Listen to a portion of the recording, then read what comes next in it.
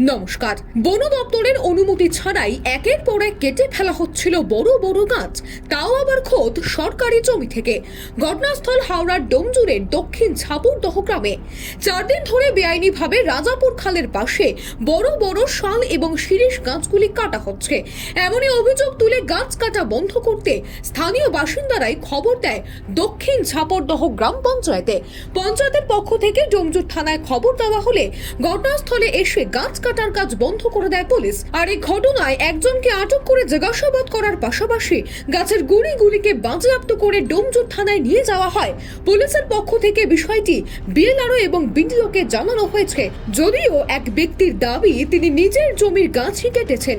বিষয়টি নিয়ে দক্ষিণ ঝাপুরদহ পঞ্চায়েত প্রধান জানিয়েছেন, গাছ কাটতে বন দপ্তরের অনুমতি লাগে, আর এই ঘটনায় আইনানুগ ব্যবস্থা নেওয়ার আশ্বাস দিয়েছেন তিনি।